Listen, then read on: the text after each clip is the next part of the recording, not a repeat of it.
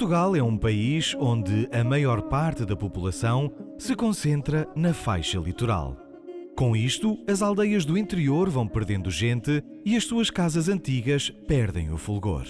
Mafalda Mendonça de Oliveira, arquiteta, sente através do seu trabalho que há quem queira voltar para o interior, seja para recarregar baterias ao fim de semana ou mesmo para habitar de forma permanente. Na aldeia de Seixo do Coa, no concelho do Sabugal, já deu nova vida a 2 moradias. Mafalda, o que é que existia aqui nesta casa antes da transformação que tu realizaste? Que casa é esta? Como é que ela funcionava? Portanto, isto era uma casa que funcionava na mesma com 2 pisos, no entanto a parte habitacional era só na parte de cima. A zona de baixo, o piso térreo, funcionava como abrigo dos animais. Estas casas são muito características desta zona, que são todas em alvenaria de granito. Eram casas que já estavam devolutas há décadas, portanto estavam em muito mau estado e foi necessária uma intervenção total nas mesmas. Neste caso, a necessidade apresentada pela cliente seria funcionar como 2 apartamentos distintos.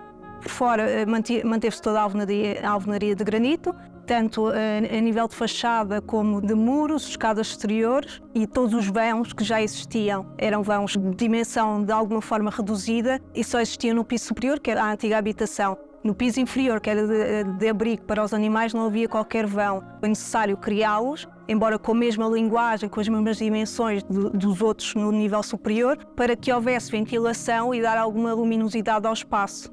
Por dentro, foram totalmente remodeladas para criar todas as condições e responder às necessidades atuais. São pisos pequenos, com apenas 32 metros quadrados, e aqui o objetivo foi criar uma maior fluidez e compartimentar ao mínimo possível os espaços, criando assim um módulo central e único. Este volume funciona como separação entre a área social e a área privada, tendo acoplado a cozinha. Então, ao contrário do piso de baixo, como vimos, este piso de cima aproveita a inclinação da cobertura. Portanto, temos aqui um pé direito maior, que permite aqui o descolamento deste volume central, que é para a casa de banho, e que funciona como separação entre a zona social e a zona privada. Aqui, como estamos a falar de apartamentos pequenos, com cerca de 30 metros quadrados, a opção foi compartimentá-lo o mínimo.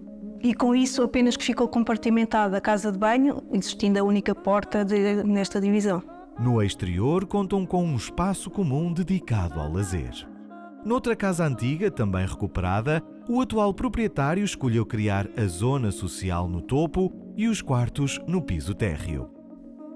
Nesta casa a abordagem foi um pouco diferente, para ser utilizada única e exclusivamente pela mesma família, portanto a separação dos 2 pisos acabou por funcionar com a separação entre a área privada e a área social. A área privada é a parte de baixo, porque tem um pé direito mais exíguo, digamos assim, enquanto a parte de cima, a área social, tem o pé direito total, onde foi aproveitado todo o travejamento de madeira, as asnas, e se deu alguma importância às mesmas, sendo o elemento principal do espaço. Neste caso, da área social, já existia uma espécie de lareira, que antigamente era muito utilizada neste espaço, até para aquecer e para cozinhar, e foi requisito do cliente manter a lareira de alguma forma. No entanto, foi redesenhada de acordo com a linguagem contemporânea.